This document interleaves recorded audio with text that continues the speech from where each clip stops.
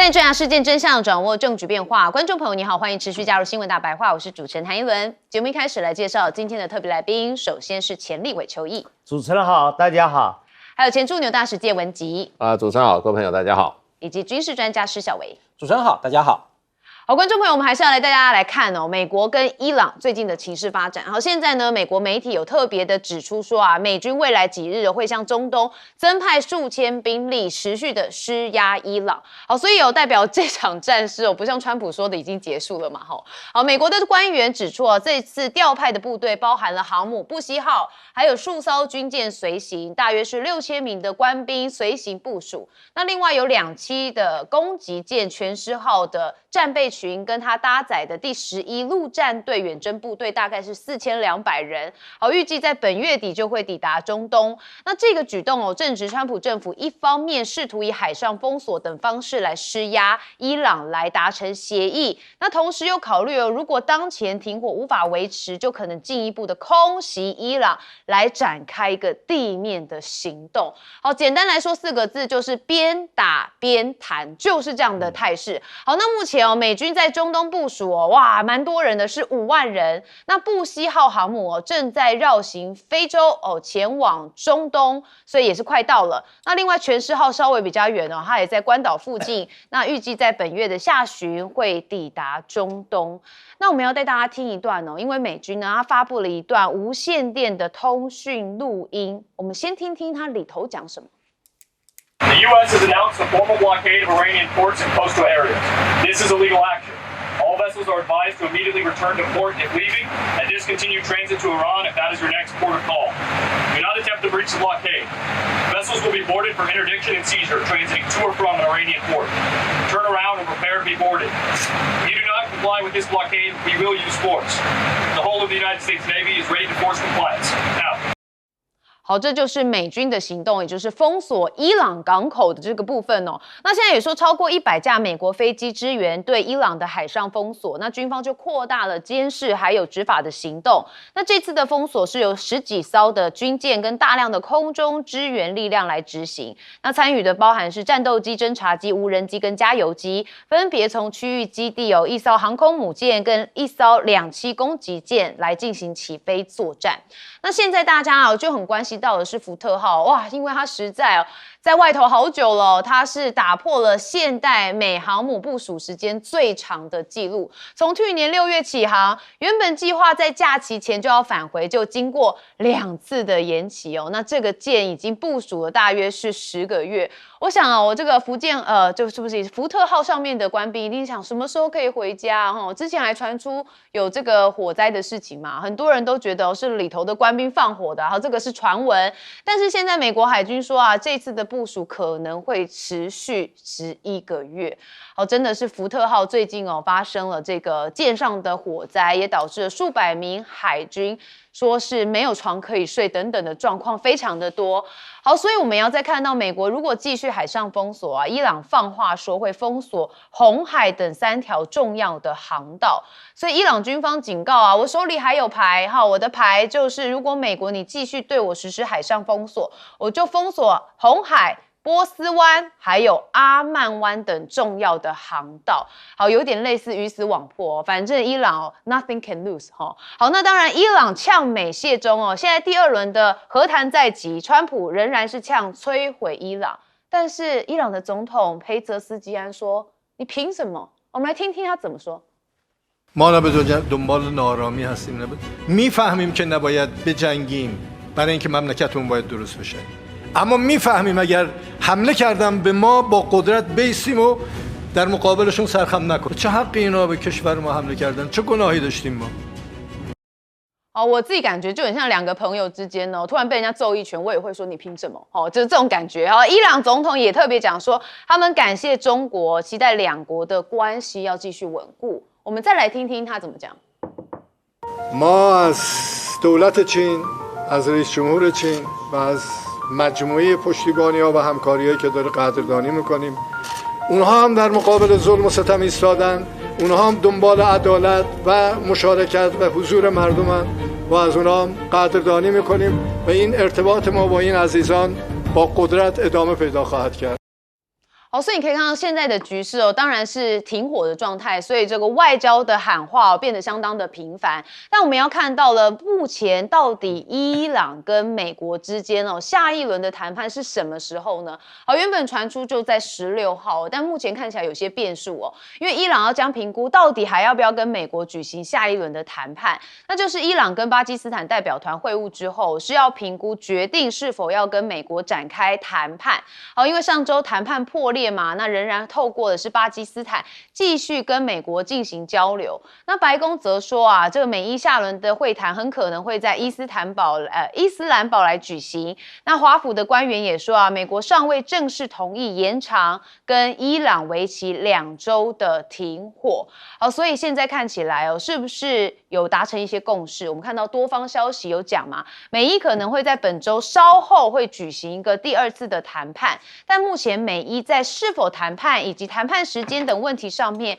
仍然还是存在着分歧。所以川普就特别讲说啊，目前没有完全考虑要延长美伊停火的协议，甚至他还预告说啊，接下来2天会看到非常惊人的进展。好，但是我不信啦，因为川普的话都要打1折。好，那美国媒体说啊，美国谈判团队14号跟伊朗接洽，那说推动达成框架协议说已经是接近达成结束战争的框架协议，无亚博。好，但是以色列的总理纳坦雅胡可能最不想看到协议达成，我们来听他怎么讲。ידידינו האמריקנים מעדכנים אותנו כל הזמן על המגעים שלהם עם איראן. המטרות שלנו ושל ארצות הברית זהות. אנחנו רוצים לראות החומר המועשר מוצא מאיראן, אנחנו רוצים לראות ביטול של יכולת ההעשרה בתוך איראן. הדבר הזה יסתיים, או איך הוא אפילו יתקדם. ולקראת האפשרות שהלחימה תחודש, אנחנו ערוכים לכל תרחיש. 好，我们还是回到一开始现在这个川普加大动作在施压伊朗，尤其在海上的部分。我们先问介大使怎么看？我想刚刚那个内塔尼亚胡的那个说法，你就可以看出来，他已经不加掩饰了，他希望这场战争继续。这场战争如果停止的话，那以色列不管是用消灭来讲，还是严重打击伊朗的这个目标啊，就会受挫。那他现在就是他自己没有这个能力，当然要美国在打前锋啦。美国这次川普事实上已经给以色列足够的资源了，而且美国也付出极大的代价。那现在就看川普他自己怎么谈，因为内塔尼亚胡也蛮麻烦的，有的时候很多事情他不能这样明着讲。他前2天在电视上讲说，我们跟美国是密切联系的，我们的亲密关系啊，亲密无间。那个范斯在谈完以后，在飞机上第一个就打电话给我，跟我报告。跟他报告？对啊，就跟我说明啊。对啊，他说这个事情我们跟美国从头到尾都保持密切联系，对，常常在沟通。你这样以后谁还敢跟你进行这种沟通啊？都被你抖出来了。其实川普在美国国内已经受了很大的压力，就是说你已经被以色列牵着鼻子走。对，那川普他不承认啊。他说没有人能够牵着我鼻子走，可是问题就变成内塔尼亚胡就说你的副总统先跟我报告，那你不是被人家牵着鼻子走，这就坐实了现在批评美国国内批评川普的声浪。所以我觉得内塔尼亚胡为什么会这样做，因为他个人的政治前途跟这个也有关系。那另外一方面，这是以色列他的建国过程中一次绝佳的一个机会，他可以把伊朗消灭不见得，可是严重让伊朗这个军事力量也好，核武的力量也好，然后把它严重的把它削弱，而且不是靠他自己力量，是用美国的力量。所以呢，你可以看出来他真的有点气急败坏了，表情都已经失去了过去那样子，好像还是这个游刃有余的那个感觉，真是非常的急。那当然这个最后我觉得决定还是在川普啦。川普很喜欢用这种恐吓的方式来得到他想要得到的目的，那是因为他以前确实也达成目的了，他就恐吓别人，别人就怎么屈服了。可这次碰到伊朗，大概很困难，而且这个中间有一些国家，基本上我觉得基本上某种程度上应该是对美国施压，比如说巴基斯坦好了，就传出来巴基斯坦说不管怎么样你们能立刻复谈你们能不能先做一个承诺，让伊朗觉得你是有诚意的，就是你把停战从2个礼拜再宣布再增加45天，对，那这个都是在谈判中，这都是谈判老手他们常常会提出来的这种要求。谈判你除了守之外，你要攻，对，哎，这个你看起来也好啊，我们继续谈啊，我是有意愿跟你谈，再给我一点时间，你再给我45天的这个停火期的话，我就可以，停火对你也很好啊。你现在不是你的福特号、你的林肯号，你的这个所谓的那个这个林肯号，这个还有它的护卫舰上面的弹药也差不多啦。对，你现在你派这个新一艘的军舰去，你光从那个好望角南非这边，你赶不及啊。对，你多一点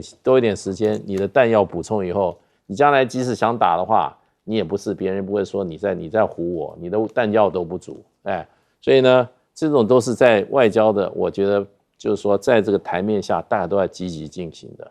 那我觉得川普每一次要讲重话的时候啊，就是他想把外交的谈判往前对他有利的往前推。那越讲这种话的时候，你会越发觉其实这个谈判应该都在关键时刻，就是说要让还是不让，哎，还是差不多达到他的目标了，他想再加一把力，所以我就觉得这个谈判可能还是会进行啊。那会不会正式的代表团再一次见面这并不是那么重要，哎，而是这一些部分是不是还有双方的这个不管是直接或者透过中间人这样子的交换立场是不是在进行？只要川普不断的在威胁，在那边放狠话，我就认为这个谈判事实上正在进行中。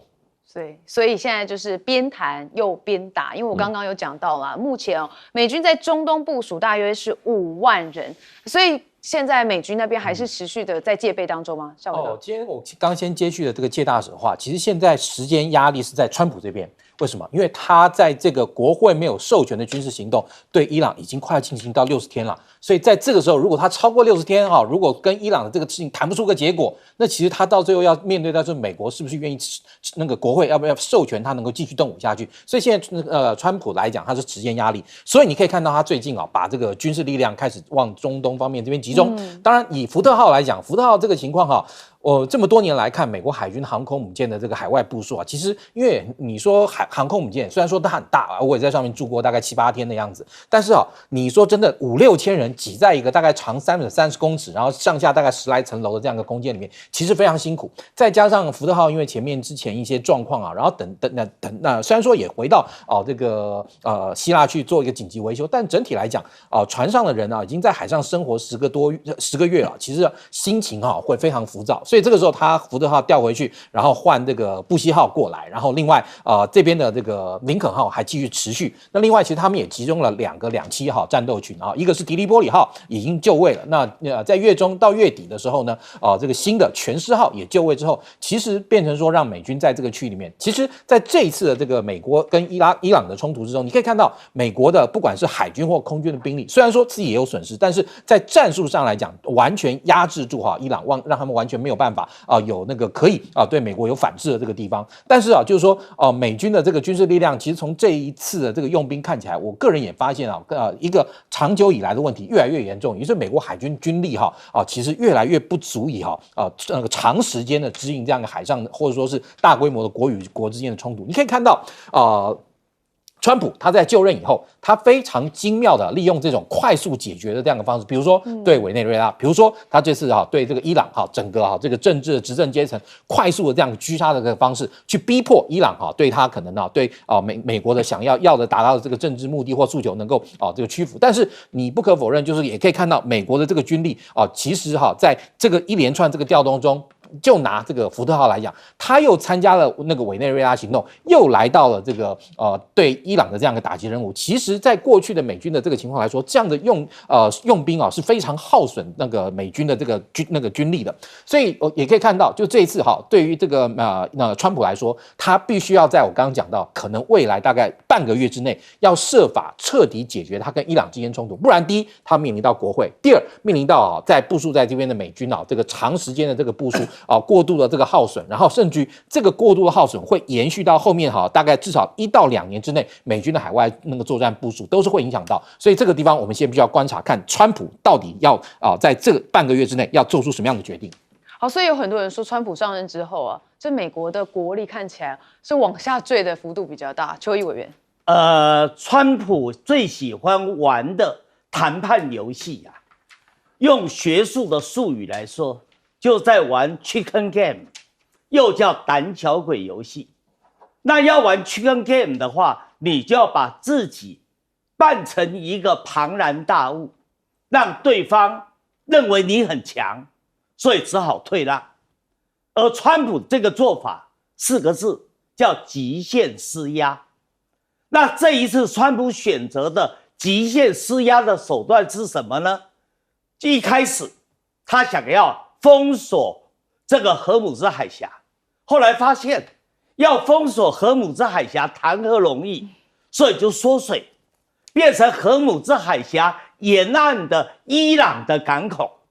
但是后来又发现，连要封锁伊朗的港口都有困难，因为伊朗有无人机，有武装快艇，有水面上的漂雷，又有岸基火力，又有海底下的微型的潜艇，所以他又把整个的封锁缩小成在阿曼湾产生的局部封锁。那要局部封锁，就变成选择性的执法。那选择性的执法就变成有的船可以顺利的过，那有的船就过不了。于是大家就看到了，它是柿子挑软的吃。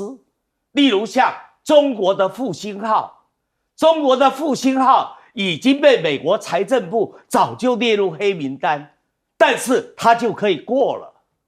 所以依照这样的做法，川普觉得他的极限施压力道不够，所以要增加筹码。那要增加筹码，当然就要调兵遣将。现在美国花了多少的兵力？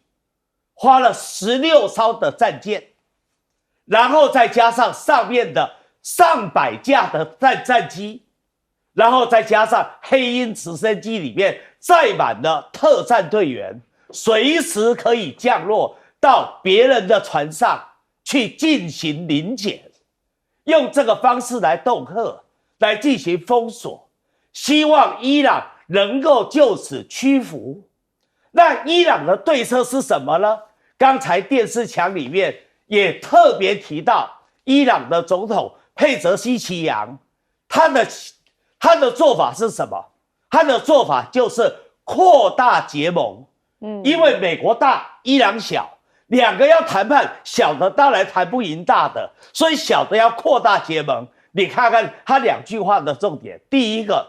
他诉诸国际，是我被欺负了，我伊朗被欺负了，我得罪了谁呀？你美国来践踏我，蹂躏我，希望国际支持。第二个，他向中国呼救，他说现在川普对付伊朗，那下一个不就是对付你中国吗？所以希望中国能够介入。但是不管怎么样，我认为这个谈判川普是希望进行的，因为刚才施孝维说对了很重要的一点，时间对川普不利，很有压力，所以川普是希望能够谈判的，因为需要谈判才极限施压吧。好，所以现在有整个局势的态势还是有蛮大的变数。我们休息一下，马上回来。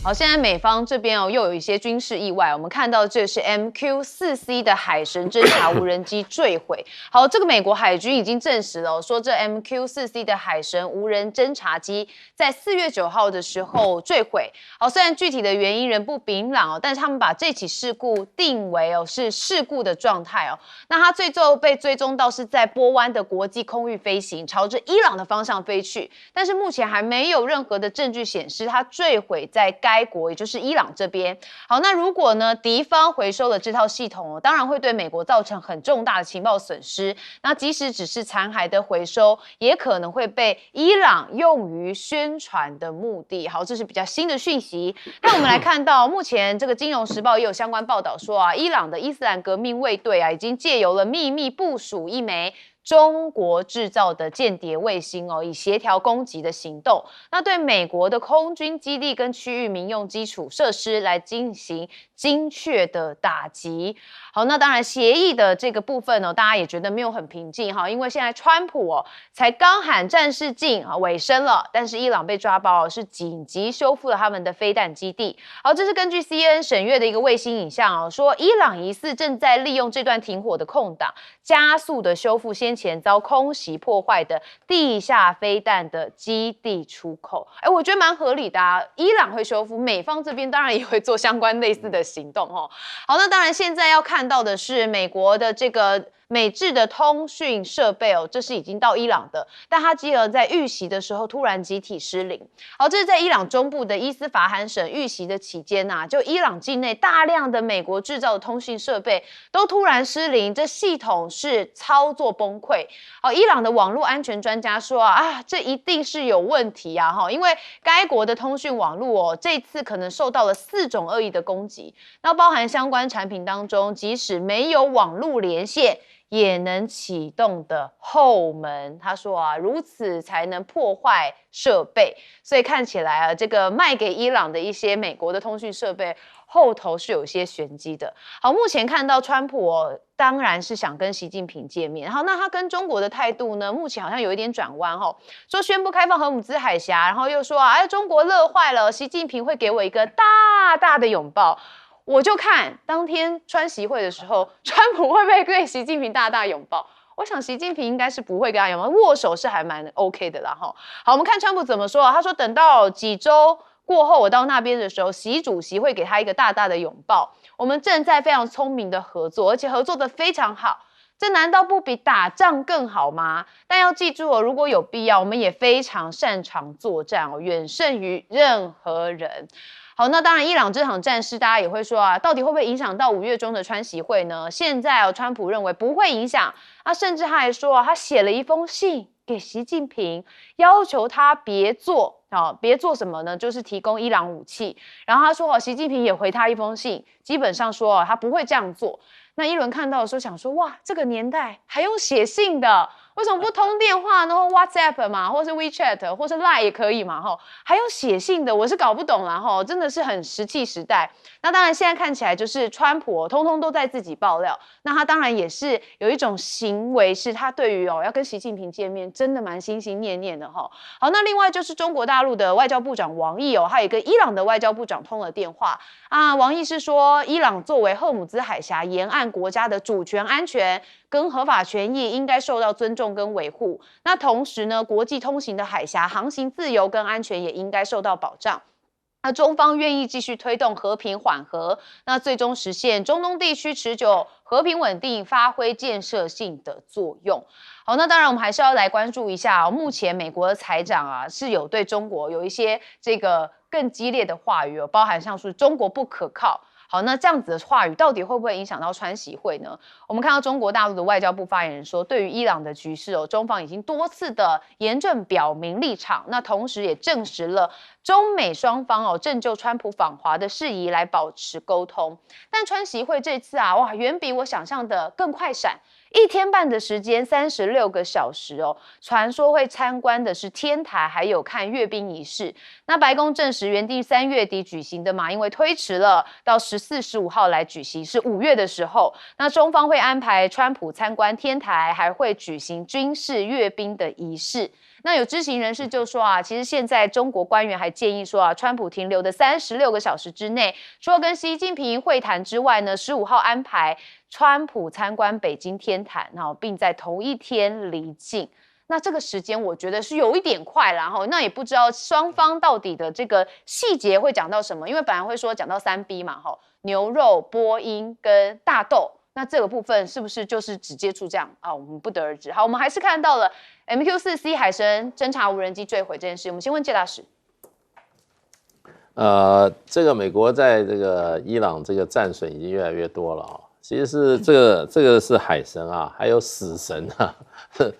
摘的更多，24架了。对，伊朗那边是24架，美国承认的没有那么多。不过这个其实无人机事实上就是说在战场上它是蛮脆弱的，第一个它也没有隐身，对不对？第二个它的速度又比较慢，最多300公里、400公里1个小时啊。那这个校委是专家啦，它速度又不够快，那它主要它在高空就是潜伏侦察嘛，对，那所以被发现以后被击落的话，你也不需要太先进的地面的这种防空武器，你就可以把它击毁。那如果伊朗有空军的话，那只是伊朗现在战斗机不要还剩下几架，那其实地面的这些炮火甚至这些地面的防空飞弹很容易就把它击毁了。所以这个不是只在伊朗的这个战场损失很惨重，过去在这个美国打这个也门的胡塞组织的时候，胡塞组织把它打下来，还把它残骸放在那个地下，然后一群拖鞋军穿着拖鞋在上面踩，然后照相。所以呢，这个侦察型的无人机事实上它是有这种，我觉得它是有这种脆弱的地方啦。那不过它的在战场上发挥的效应还是非常的大的。其实这次打仗可以看起来的话，有2样东西，像将来的战争上大概是无法或缺了。第一个就是中程导弹，而且是越准越快的越好。然后这个就是说中程导弹，你看现在伊朗靠这个中程导弹，那么还有超高音速的，你看它就可以维持于不败之地。那另外一个就是无人机了，无人机有攻击型无人机，还有这种察打一体的，对这种潜伏在这个敌人境内高空了，总比你派这种有人的无人机的话，你如果被击下来的话，你会造成伤亡的，总是比较好嘛。你记得以前我们这个有这个黑蝙蝠部队，对不对？那个时候你看我们优秀的空军飞行员也牺牲了好多，都是在高空被击落了。那这个击落损失就大，因为飞行员也是一个非常宝贵的资产嘛。那我觉得美国这个常常就在很多事情大家在商量的时候，他就要把消息露出来，还说要阅兵。我就想说这个什么阅兵，哪有外国人说那个？我的感觉其实就是3军1队的一个操演，在这天安门门口。那美国就要把它讲阅兵，是不是太喜欢好大喜功了？对，太好面子了。这个其实川普很多作为，有这种夸大其词的东西，我也觉得见怪不怪了。对啊，他确实上任之后，这个夸大比1.0的时候更甚呐，对不对？所以才会引发我们全球的这个一个动荡嘛，少伟哥，因为战事的部分，我们还是要请教你。对，其实我们看到这一次那个美国跟伊朗之间，虽然说我们多次讲到那个美国是高科技去碾压伊朗，但是其实伊朗它像比如说刚刚这个无人机的这个事情它其实后面最那个美国最担心的是被伊朗用于宣传目的。为什么他会这样讲，你知道吗？因为其实过去美军还在阿富汗作业的时候，美军那时候曾经有一架极高机密的，就是一直到被伊朗人给弄下来了，我们才知道哇，原来美国有这种东西一个叫做 RQ-170的一个整体一个 Flying Wing 飞行翼的这样一个无人侦察机，当时就是你知道伊朗去骇入了这架无人机的操控系统，把它那个整个操控程式整个完全覆盖掉，然后让那架飞机以为说飞到伊朗境内某个机场是那个阿富汗的坎达哈，飞机就降下去了，然后伊朗人就展示了那个残骸，非常的高兴。那其实像在战场上这种兵不厌诈的事情真的是无所不见。那美国这次就很担心它这个RQ-4C MQ 那个为什么？因为之前上一次美国跟伊朗就是在上一个川普任期，两个国家其实就为了这个事情搞得很不愉快。那时候那个伊朗就击落了一架美军的 MQ-4C那次是真的击落，那川普就非常不高兴那就刚好是在苏雷曼尼事件前后，所以本来美国准备要报复，后来川普想说不行如果真的怎么样，我有好多的这个官兵那个他们会面临到家破人亡的问题所以他就把他们招回来了。但这一次美国还是很担心这个飞机被骗过去，万一骗过去了，等到过一阵时间，伊朗又展示了哇，那美国的这个高科技的这样一个优势，是不是又要被大家质疑了？那你看像后面也是伊朗说这个美国的这个通讯设备在跟美国打仗的时候通通都被干扰。当然这个部分来自于什么？因为美军的一个叫电战优势，因为美军的这个伴随式电战能力，这是全球最强。它的这个飞机有一个叫做那个 EA-18 机，过去我跟你讲，它大概那个飞机的能力可以把一架而已可以把大概从台北到台中这样广泛的那个范围，所有电视全部搞花，就是你所有电视通看不了。一架EA-18机就可以干到这样的事情，所以美军的这个电战能力是非常强的。那这个时候你说连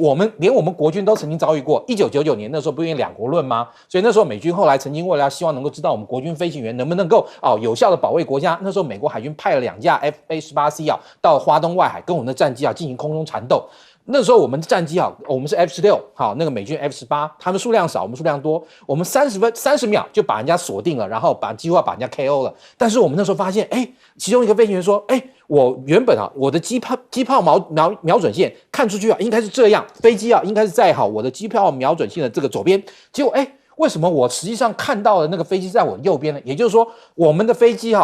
我们的 F-16跟美军的 F/A-18C 在空战的时候呢，就发生了我们 F-16的这个系统全部被美军的这个电战完全所干扰。对，所以就知道美军的这个电战能力其实非常强。所以你看，这个伊朗说通讯设备被美国这个干扰的一塌糊涂，说真的不奇怪。现代战争的优势中最重要就是要如何把这个电磁权完全的掌握在手中，把对方的这个通信什么通通盖了一片搞不下去，这才是真正战争最重要的地方。好，邱毅委员，再来给大家上谈判课了。这个川普当然非常希望5月14号，他果如预期，能够在北京跟习近平见面，然后从习近平的手里头拿到大量的订单，这订单包含了波音飞机，也包含了稀土，也包含了大豆，他回到美国可以作为他伟大的战机，来使他现在低迷的中期选举的选情能够起死回生。可是如果要达到这样的预期目标，他原来有3张牌可打。第一张牌叫关税牌，可是关税牌呢，被美国联邦最高法院已经判决是违宪违法，不能打了。而且现在开始美国财政部要退税，退税的金额又这么大，以退税的结果，美国整个负债额突破39兆美元，整个金融市场又会起震荡，所以川普又会蒙受很大的国内批评的舆论的压力。那如果专打台湾牌，那习近平一定跟他谈台湾的美国对台湾的军售的问题，这对于川普来说又少了一块肥滋滋的肥肉，他也舍不得，所以他知道中间有个牌他一定得赢，这个叫做伊朗牌。所以呢，川普毕竟80岁了，他不像我们这个年纪比较沉得住气。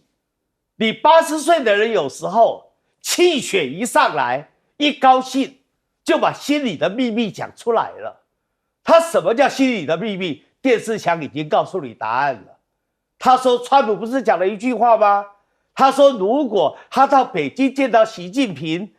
他已经解决了，打通了霍尔木兹海峡，就是荷姆兹海峡。为什么打通霍尔木兹海峡？就跟伊朗的谈判已经达到了双方的协议了嘛。所以他这时候习近平就会拥抱他，因为中东的变局结束了。可是他这么一说，你让我们这些国际金融专家多高兴啊！因为川普心里的话说出来了，他的谈判的时间底线就是希望5月14号以前能够谈判成功。好，可是呢，就中国大陆来讲，中国大陆也可以考量啊。如果到5月14号还没有谈出一定的结果，那这时候就变成谁在求谁，就变成川普求习近平说，你能不能出面帮忙促成谈判的和解？而且在这段时间5月14号以前，你看看现在阿联酋的王储对，没错，所以整个川普的这个方式我觉得不一定会实现啊。有时候他每次都想得很好但实际上做没那么简单。休息一下，马上回来。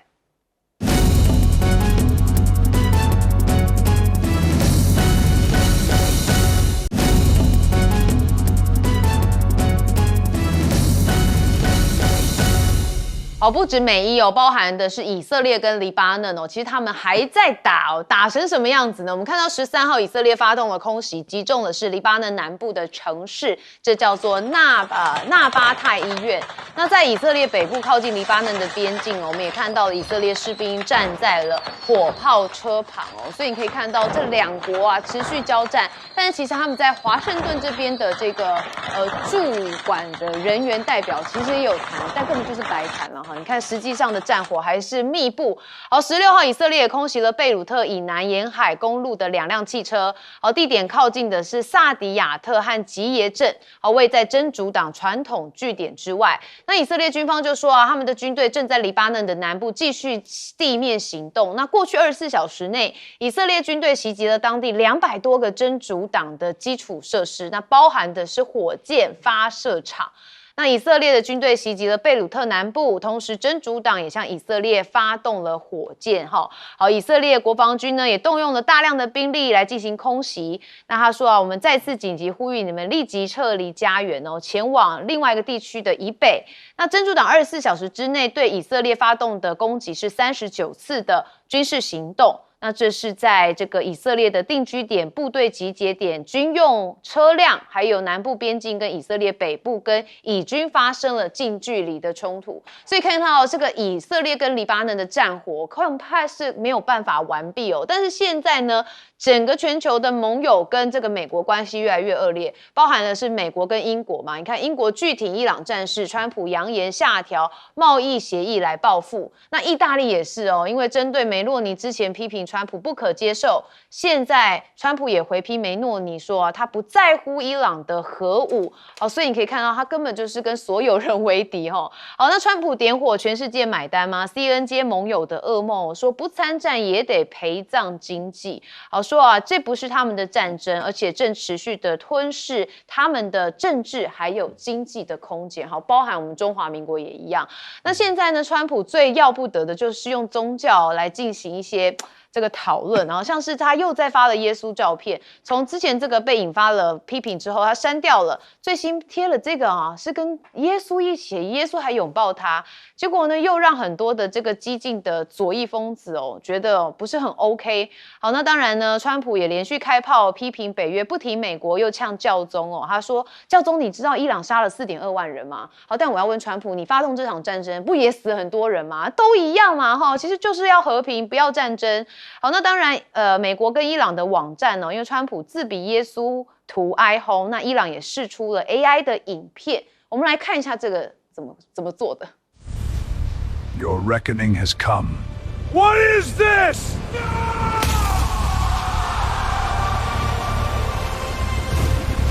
好，这则 AI 有点趣味哦，它是跟耶稣的这个照片，但是最后耶稣是猫他了一拳哈。好，那当然，介大使我们要看到就是以色列跟黎巴嫩的部分，要麻烦您解答。其实以色列跟黎巴嫩事实上这场战争打了很多年了哈，都没有停止。可是现在事实上是以色列直接把军队开入到黎巴嫩的南部，还有说我要设立缓冲区，要40公里。那在别人的国土里面设缓冲区，基本上就是国际法认为就是侵略行为，就侵门踏户了。那就侵略行为。那以武力来讲的话，还有双方动用武力来讲的话，那黎巴嫩大概都是传统的武力啦，这些什么火箭炮啊，然后这个火箭弹啊，然后这些火箭啊，那都比较传统一点啊。那以色列是最现代化的武器。那所以双方在互相攻击的时候，事实上的话，以色列说你用火箭弹攻击我以色列北部的地方，那所以以色列就说我用最先进的精准的导弹直接打你的首都黎巴嫩，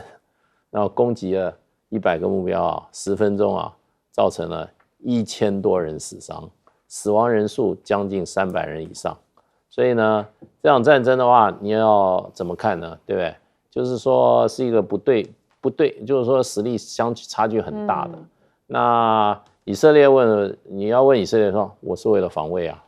对啊，我是为了国防安全啊。那黎巴嫩何尝不是呢？可是现在军队在谁的军队在谁的国土里面啊？对，所以我觉得这些西方媒体报道从来不会从这个角度来看，他们基本上就认为真主党就是一个怎么样，就不是站在一个正义真理一方的啦。所以真的是我们在世界这个角落哈，我们要尽量客观来看这个问题。对，那基本上我们很少看到以色列国内的这个人民哈遭受到无差别的攻击，也就是我专门攻击你这些人口密集处，他说里面躲藏了真主党的人士啊，这个就变成怎么讲呢？就是说这个是非曲直，我想应该是蛮清楚的。那另外一方面，其实这个说是应该算是一边谈一边打。因为事实上的话，以色列这次大肆攻击黎巴嫩，其实我们前面也讲过，就是要破坏美国跟伊朗的和谈。所以在美国宣布跟伊朗和谈以后呢，停火和谈以后啊，以色列就突然发动大规模的攻击，就我刚刚讲的，造成1000多人死伤，而且打的都是黎巴嫩首都贝鲁特人口密集区，人大部分都是居民楼的地方。所以这就变成就是说是要把事情扩大，所以伊朗当时就讲说，你如果以色列不停止攻击这个黎巴嫩的话，那伊朗就不跟美国进行和谈了，就不会有和谈了。所以呢，这不是正中以色列的下怀吗？以色列就不希望你们谈啊，所以才拿伊朗的人命来当做一个工具啊。那所以这个恢复，现在又恢复战争了。那以色列事实上，川普也做了一个表面功夫。事实上，他说他跟伊朗交代说，以色列跟黎巴嫩是我已经叫他们到美国来双方来和谈。结果呢，昨天谈的就是怎么样，两国的驻美大使在 Rubio 见证之下谈了2个小时，谈完以后交差了事，继续坐下来继续打。对，所以等于没有用嘛，这个谈根本没有谈什么嘛，只是一个形式上的过程。孝伟哥，而且其实因为黎巴嫩自己本身国力的关系所以以色列对于这个以色列黎巴嫩境内这个真主党打击可以算是感觉到就是他想怎么样打就怎么打。不过这一次我们发现就是说以色列跟真主党之间这样一个军事冲突之间有一些改变。我所谓有一些改变并不是说这个胜负之间马上有很大的一个这个消长，而是就是说那个真主党他们也从包含俄乌冲突，还有包含这一次的这个美国跟伊朗的这个冲突的之中得到了一些经验跟教训过去以往这个以色列部队杀进这个黎巴嫩如入无人之境要打要杀，这个就随便他们动手。但这一次那个真主党也动用相当多的这个无人机这种无人攻击设备，然后对以色列的部队，而且还对以色列部队造成相当大的损害。以色列有相当多的车辆，然后这个飞弹发射器等等都被这些无人机摧毁了。那这倒是跟以色列从以前到现在第一次发生，就是遇到了别人开始跟他玩这个不对称的战斗了。因为以往真主党也好，或是加萨也好，对以色列的攻击也好，动用这个火箭这个以色列也好，动用到这个铁穹系统去拦截他，拦截完之后呢，就杀进那个这些地方，把这些这个真主党跟这个加萨人教训一顿双方又会维持一段之间的这个平稳。但是这一次我们看到那个真主党的确拿出了一些让以色列会痛的这些战术跟战法。那当然，其实在国际上来说，对于美国来讲，美国当然知道这个以色列在这边那个一直跟